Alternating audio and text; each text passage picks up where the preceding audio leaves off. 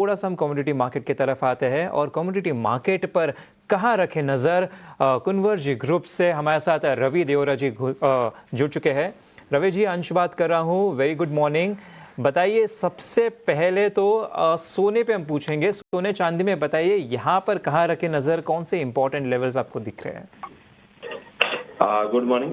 Definitely जिस हिसाब से ट्रेड का सेटअप है थोड़ा साइडवेज है। इवेंट भी काफी ये वीकेंड में है। नेक्स्ट वीक में रेसिप्रोकल के लिस्ट की मार्केट वेट कर रहा है। लग रहा है कि लोअर लेवल पे थोड़ी अनसर्टनिटी एंड एंजाइटी की वजह से बुलियन में जो सेफ एंड बाइंग है वो कंटिन्यू रह सकते हैं। हालांकि सिल्वर ज्यादा मोमेंटम है तो सिल्वर में बाय करें मई एक्सपायरी। टारगेट रहेगा 98,280 एंड 97,000 के स्टॉप लॉस के साथ आप मई फ्यूचर में बाय कर सकते हैं। बिल्कुल, तो ये है कुछ इंपॉर्टेंट लेवल्स रवि जी की तरफ से। और रवि जी, ज़रा क्रूड भी देख लीजिए। हम देख रहे हैं कि अगर हम मोटा मोटी ट्रेंड देखें तो 2025 के हाई से तो ये कुछ 18% गिर चुका था। उसके बाद हमें थोड़ी रिकवरी आती हुई नज़र आई, लेकिन ये भी कहीं ना कहीं कंसोलिडेशन में फंसा हुआ ही नज़र आ रहा है। ब्रॉड रेंज देखें तो पिछले कुछ 10-12 सेशन से हल्के वे में ऊपर जा रहा है, लेकिन फिर भी एक अच्छा डायरेक्शन पकड़ नहीं पा रहा। यहाँ पर बताइए, यहाँ पे कौन से लेवल पे नज़र रखे है? जड़ से डायरेक्शन थोड़ा ऐसा ही रहेगा क्योंकि एक रेंज बाउंड मोमेंटम है। दोनों साइड के फैक्टर है। चाइना से डिमांड इंप्रूव होने की उम्मीद है तो सामने जो सप्लाई है वो लगातार बढ़ रही है। तो इस हिसाब से लग रहा है कि ऐसा एक कंसोलिडेशन रहेगा। हालांकि ओपेक प्लस की मीटिंग जो नेक्स्ट वीक में होने वाली है 3 तारीख को, उसके पहले थोड़ा मंथ के लोअर लेवल से सपोर्ट मिलेगा क्योंकि जब भी ओपेक मीट होती है तो उसके पहले थोड़ा प्राइस में एक सपोर्टिव मोमेंटम होता है क्योंकि पहले प्रोडक्शन हाइक की बात चल रही थी। शायद लग रहा है कि ये जो मोमेंटम चल रहा है या जिस हिसाब से सेंटिमेंट खराब है, इस हिसाब से शायद प्रोडक्शन का एटलीस्ट ना हो, प्रोडक्शन हाइक एटलीस्ट ना हो। तो इस हिसाब से मेरे मानना है कि लोअर लेवल से बाय का ही उसमें मौका ढूंढे। पॉजिटिव है, बाय करना है क्रूड। अगर डिप पे आज ओपन होता है 50560 बाय करे विद स्टॉप लॉस ऑफ 5800 और अपर साइड जो टारगेट है वो 5980 तक देखा जा सकता है।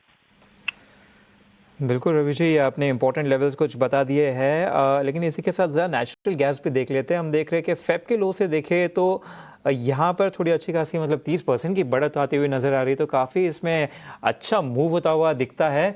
तो नेचुरल गैस में बता दीजिए कि यहाँ पे भी कुछ मौके बन रहे हैं, कोई लेवल भी बता दीजिए कहाँ नज़र रखें यहाँ पे?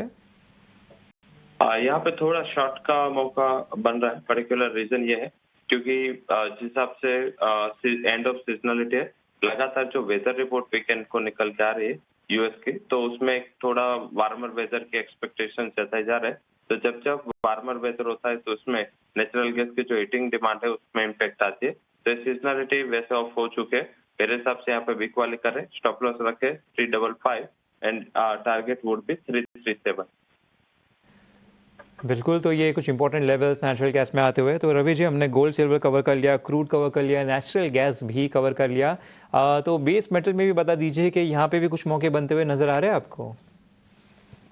थोड़ा सेंटिमेंट मिक्स है। हालांकि जिस हिसाब से जिंक है उसमें एक पॉजिटिव वे ये है कि टैरिफ का रिलेटेड कोई अनसर्टनिटीज नहीं है।